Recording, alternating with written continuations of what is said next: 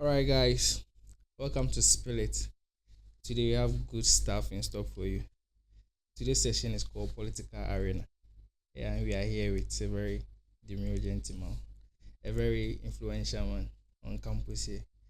Well, let me save it. You do the introduction yourself. So, who do you have here? My name is Lawrence Aaron Kweku Ampa Ako. Affectionately, I'm known as the Sultan Friday, and I'm the founder and president of the political headquarters.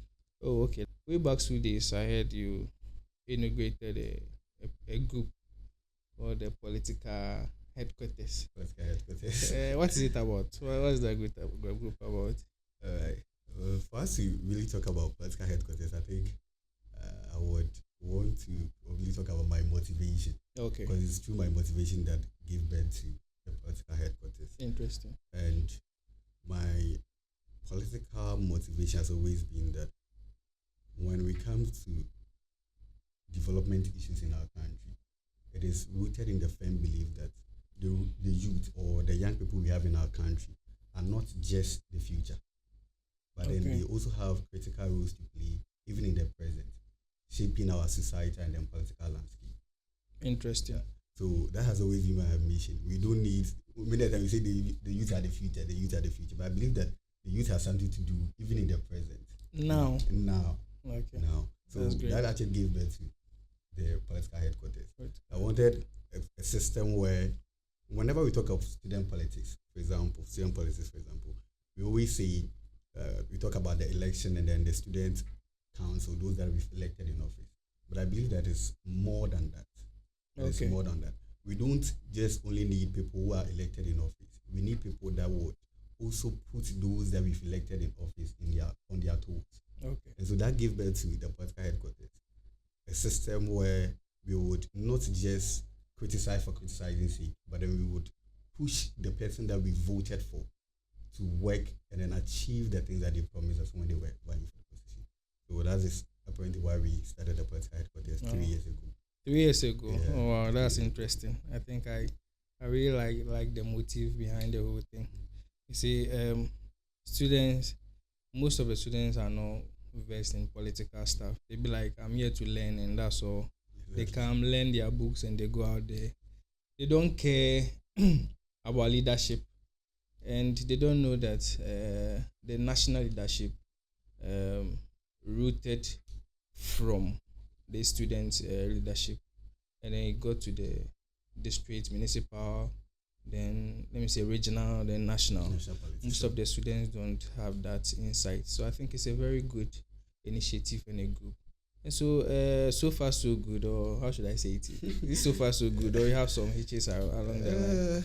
Okay, so I remember the first time we started the political headquarters in 2023, I think so, 2022, going into 2023. We had a lot of challenges because it was something new that we were bringing on board, something new.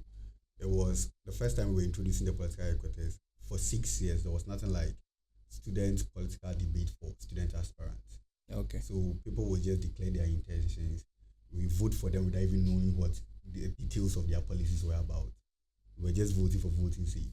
So we thought it was that there's a need for a change. Sure. We should have somebody, an organization that would organize political debate for these students aspirants to delve deeper into whatever policies they are throwing out there. Okay. So we brought the political headquarters to organize the first ever political debate in 2023. I think at that time, Humphrey was the SLC. Okay. So we collaborated with him. We also had the opportunity to organize vetting session. It was already organized, but then we streamed it live for students to know what happens at the various vetting events. And we did the first ever fan-based debate. That's, I think, our signature. Okay. The fan-based debate is where we bring the various campaign managers of the various aspirants to throw more light on what their supposed candidates are bringing on board. So that is what I think we've been doing for some time. And we've had our challenges because we started having this video session without even a camera. So imagine interviewing the SLCs without a camera. I can relate. So what we actually did was that we brought in guys who had the equipment and those that had the skill. I think I always say my kind of leadership is one that bring the best people together. Okay. I'm not the skilled person in the room. I'm not very good at IT. Maybe not very good at videography and other things. Not very good at graphic designing. But I have the best graphic designer on my team. I have the best videographer on my team. I don't even have a camera, but I have a guy with a camera on my team. That's interesting. So these guys would come together for us to organize the first debates, the first interview session with the EC and all that. Okay. We did this with a zero budget. Wow. Yeah. So wow. it was something that we did. I think that was really strategic, and I think I can see it's passion driven. Exactly. For doing all this, and then your team too. I think you really carry them along, and I think that's nice. That's nice. So I think viewers will also want to know. So far, have you been able to achieve some of your goals? Because you bringing forth this group, you might have objective and goals you want to achieve. And I think 2023, right? 2023, that was the first time we. Okay, and so let's say 2025 elections are not held yet. So let's say 2023 and 24. That's 2 years now. Have you been able to achieve some, even if not all, achieve some of your goals you set as a group for inaugurating this political headquarters? Yeah. I think in your earlier submission, you made mention that most students are not really interested in political things happening on campus. Sure. So you see the turnout at our various elections are not even that much. So the main reason, one of the objectives of the political headquarters was to become a voice for the students' public. That was one. And then also to create or some sort of ignite the interest of students when it comes to students' leadership and then our politics. So with regards to our achievement, I would say for now, 70% of the things that we decided to do as an organization, we've been able to achieve them. Of course, we've had challenges, not to the perfect end yet, but I think we've done something. I said we've been able to organize the first ever political debate for aspirants. Sure. We were able to stream the vetting in 2023. We were able to organize the first ever fan-based debate for the various campaign managers. We did interview sessions for aspirants in 2023. Last year, we had challenges because we weren't able to collaborate with the EC. Any new law, so we couldn't have that collaboration. I think one of our major challenges will be the fact that those that we want to help think we are against them. Oh, okay. That's the system. You see, when somebody who's not really from a certain group of people want to start something. So on that, you've drawn my attention to something. You mentioned of those you want to help. Is it that the political headquarters, you have interest? Sometimes you have interest in the student elections. You'll be like, you have some particular candidates you want to help or support to impose on the student populace, or you're just doing a neutral something? Because I'm asking based on what you said, right? The people you want to help rather didn't see it that way. Alright, so whenever we say the people we want to help, we are actually talking about the general student population. Okay. Not the candidates in general. So many a time people had accused the political because of being biased one way or the other because they think we were favoring a certain candidate based on how we are projecting their policies and others. But I want to state categorically that the president and the entire political headquarters are neutral body. We don't support any candidate. The funny thing is that if a candidate reach out to me, Koko Friday, that I should assist them or advise them on a certain policy, I would advise them. If another candidate comes to me with the same policy and then wants an advice on it, the same advice I give you, I'll give you the same advice to that candidate. Wow, so interesting. I'm not biased in any way. But many a time they will say, "Oh, Friday supporting this one." So of course, it's like that we're student body, young people. Definitely, people will say that you have interest in the student election. Okay. But our only interest is to create awareness for students to love whatever that is happening around them, not the candidate themselves. Okay, so on that note, do you think you'll be able to carry the student body along in this political stuff? Because I know myself, I attended UDS. When it comes to politics stuff, the participation is very down. Very down. What they know is on the day of election, the candidate will come, pick them with motorbike or car or whatever, give them food or let's say water, whatever. Then they'll go and vote, come back. They don't care about your policy, whatever. But do you think as you establish that group or integrated political headquarters, you'll be able to carry them along, and then they are now willing to learn? Because if you come to even the national level, I think now the youth is really learning politics. Exactly. Unlike those days where we just sit down, we don't Just know what's allow going our on. old people to Yeah, vote we for sit us. down and then election we go and vote and come and so forth. But now everybody is trying to learn something. Sure. Yeah, is it the same way that applies to UDS students now? Can you say that your platform had helped the student to carried the student along to have interest in political issues and the matters on campus? So the political headquarters has a WhatsApp platform that has currently we're having about 950 people, active people on the platform, which tells you that there are students who are interested in the political affairs on campus. I wouldn't say we've achieved fully our ambitions when it comes to indulging all students to love the politics, the politics that we play on campus. And we still have a long way to go, a very long one to go.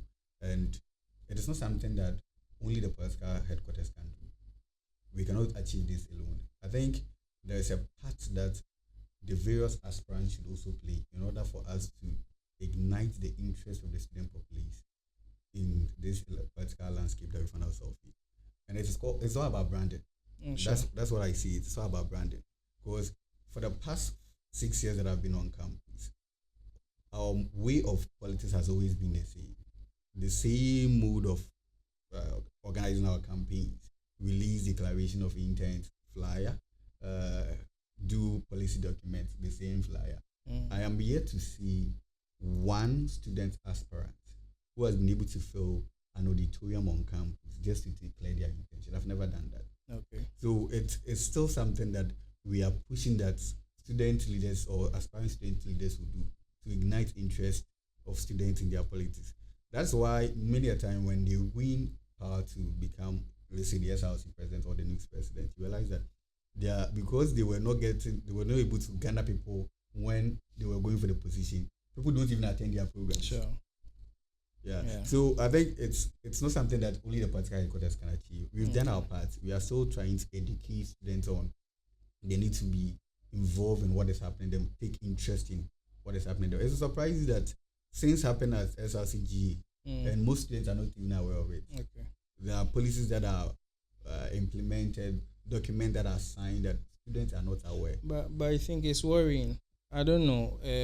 With this, I don't want to blame the leadership.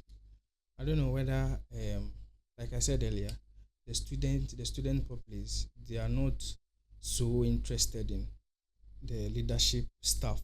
I would disagree with you on this. Because like the reason is, I'm talking based on the fact that I also attended the school.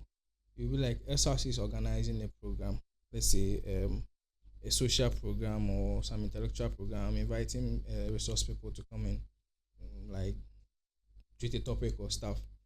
They see it to be like, especially if it happens in the evening, they see it to be like, oh, I'm here to learn after also. I think the publicity is also important. How best does the SRC publicize their program? Okay. We've seen programs organized on campus that filled the auditorium. Magdan was on campus. He filled the auditorium. So Magdan is a different. I'm talking about. But the same auditorium.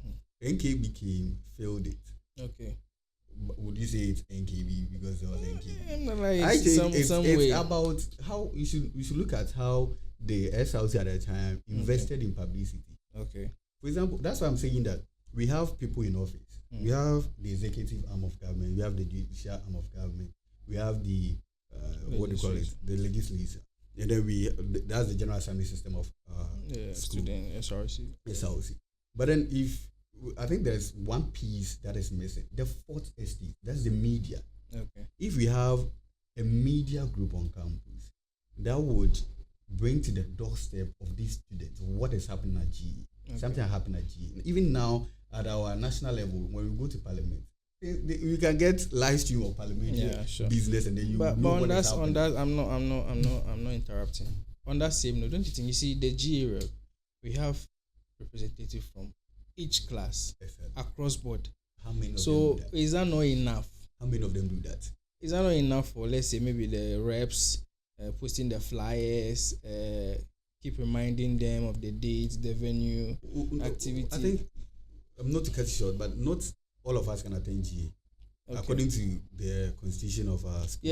I know that. I'm talking about the reps on the fact that that's what happened. On the fact that the attendance to certain organized events programs are very, very low. And then you were like, the publicity is kind of low. I agree to that. But I'm on the fact that if the GA reps, who are automatically also, some are course reps of the various classes across board, if they should do their work well by posting the flyers there, like keep reminding the class that, oh, the program happens tomorrow, and then this time, come, and don't you think that one too could help in a way? In a small way. Let's be real to ourselves. This is how the GA system works. Every level, let's say School of Allied Health Science, from level 100 to 600, every level has a rep. So that in School of Allied Health Science, we have Medical Laboratory Science, we have MIT and other programs here. So level 100, which encompasses CN, MLS, and MIT, we will pick a rep. Representing all level 100.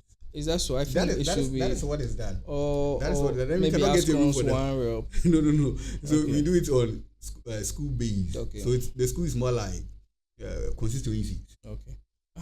On that, I think 2018, 2019, there used to be what's the name? Student Parliament. Student Parliament. We still have student parliament. But that is is it still in session? Well, they are inactive. I still think they are not even relevant to. Because I remember 2019-2020, I was the majority caucus. Oh, I see. Yes, I was the member of parliament for Allied Health. I see. And it was very vibrant. These days, we bring all concerning issues to the house. We discuss it. My department, my school, this is what is happening. We discuss. The speaker gives ruling. SRC president, we keep you on your toes. I think that's also a very nice. If they should continue to do that. Are you trying to insinuate that the student parliament should substitute our general assembly? I think in a way, the general assembly is the constituent body. You see, we have different ways of handling issues. So if the GA was in session long ago before the student parliament came, and then when the parliament came, things got in shape. Things were working right. All the SRC's reps were kind of on their toes because there will be a sitting, and if there's a sitting and an issue should pop up from a particular faculty, and then your SRC president, you are found guilty or something, you'll be lambasted or you'll be called to order by the speaker or whatever. The funny thing is that system brought a balance. Currently, we don't. So I think the work of the General Assembly is to serve as it's a check and balance something. But this is the case where instead of that, we've seen scenarios and cases on campus where, according to the constitution of our SRC, the General Assembly Speaker is supposed to be elected by constituted members of the General Assembly, those that we've elected at the various levels. But I've seen many scenarios where we know even at the national level, these things are maneuvered. People maneuver their way to get to the apex of power. It's true. So if imagine I'm the president and I have appointed you in a fashionable election for you to become the GA speaker or whatever, do you think you're going to fight in the interest of the students? Well, that's unfortunate. So we don't have that check and balance. That's why I think we need a fourth estate. A proper media body. So the political headquarters came in to serve as this fourth estate to critique whatever thing that is happening at the GA. There are times that even General Assembly members will reach out to the president of the political headquarters or members of the political headquarters to address issues. Recently, there was an issue pertaining to we having a deal with Telecel. Remember, we had a shady deal with Telecel. I think 2 years ago. And then we are still paying the cost of that. So there was a deal, and members of the General Assembly even didn't understand why they went. They wanted us to bring. So you see what I was saying. Like what happens at the up there transcend down to the grassroots level. How can you be paying for a deal someone went to have. They Well, I work don't want to out. bring anything, but Anyway. you know what I'm talking about. We went for a deal, and we've not benefited from the deal, but we are paying for it. People lost their money. Those that use that same card for Yeah. their Momo SIM and other things, they've lost Myself, their money. I lost some cool cash and some. Yeah, because I was there. I didn't know how the whole thing came by, but they were like, it's compulsory. You have to. We've been billed. It's in your fees, whatever. You have to just automatically go for it. We went for it later. Scammed. Later we went and then Broadly it's a whole scammed. something. Okay, that one will come later. Topic for another day. Sure. So quickly to, I think I joined the platform, the PHQ platform, 2023. I think I also contested, not personally, but in a way, you know what I'm talking exactly. about. You were supporting And a candidate. yes, a candidate, and then I think when I joined the page, I think 2 hours, I hesitated again. I was like, is that what's happening here? You hesitated or they hesitated? Myself, I hesitated. Because what was going on there, I thought it's an intellectual criticism, discussions, but I realized that along the line, I joined it just 2 hours. Just 2 hours, and I have to take myself. Yeah. You see, if students should be, students should be doing like intellectual debates and criticisms, not like, let's say, we go out there. I don't want to use the word, I don't want to tag anyone, but then students should debate like students. Exactly. So I was on a page and someone raised a topic against my candidate. So I was like, this person cry, we heard I've slept with. I was like, where is your evidence?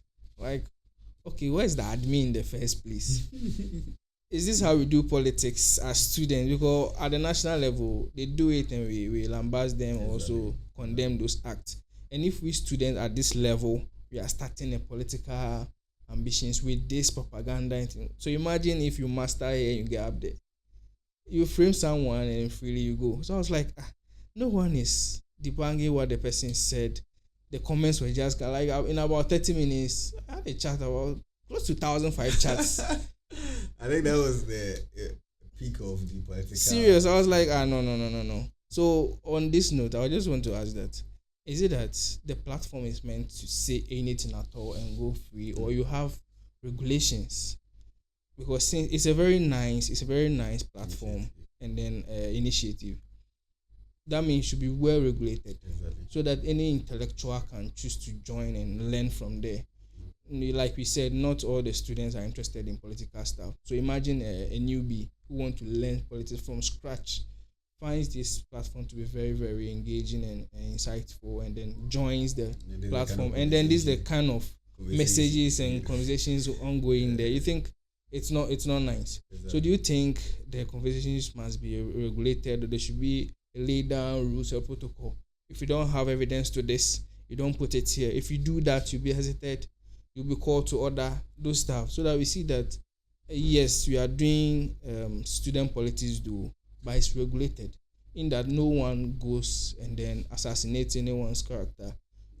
That is true. I think on the political headquarters platform, we have rules and regulations, just as you said. And one of our rules is just this: you don't post anything because you want to post it. Myself, I stand for hygienic politics. Okay. So hardly would you see me criticize somebody and then insulting the person. It's all those that are on the platform can bring evidence if they ever seen me politically criticizing somebody and then there's an insult of a sort. I don't do unhygienic politics. But then the thing is there are some people that would always speak out of sentiment instead of bringing facts. So just like you said, the person was not even having evidence to ascertain that the said thing happened. But we live in an ecosystem where negativity thrives faster than anything positive. So people would always want to throw something in. So one of the rules on the podcast headquarters is that if you say things that are provocating, we ourselves we call it deleting you. We will delete you from the page. Okay. So one of our rules is that we don't even post flies on our page. Okay. It's one of our rules. So these regulations are there. I'm very sorry that happened and somebody wasn't able to call the person to order, but people can attest to the fact that if you say anything insulting or anything provocative, we just exit you from the page. We don't even think twice. Yeah. So there are things like that. Okay, that's wonderful. Because me myself, I think I followed and I really learned a lot. When I hesitated, I started following your status. Oh, okay. And at a point, even after the EC had declared the results, I was waiting to hear from the political headquarters because your analysis were right. Exactly. Your scrutiny was okay. Everything was fine. So I think it's cool out there. The students can also equally join that platform and then learn a lot based on the school's constitution, SRC, your do's and don'ts, administration, your impact in the student politics, everything out there. They'll teach you out there. And so I just want to chip in this. You've been in the political space, and let's say you are the president of a political related group. Is it true that UDS here or in the northern schools, only the northerners are entitled to be presidents or something like? Well, I've heard this several times and I've seen it too. I'm talking from what I've seen. No Southerner. No Southerner myself. Yeah. Had ever been SRC president of UDS TLC specific. I don't know about other campuses. If you look at the records on Tamale campus, there's none. There's none. Wow. I think for last year was the first time we had a first female president. Okay. That means impossible is nothing, and then nothing is impossible as well. So it is also possible, in my opinion, that a Southerner can be the president of our SRC. But that's how I see it. We cannot downplay the essence and how deep tribal politics is on campus. We cannot downplay.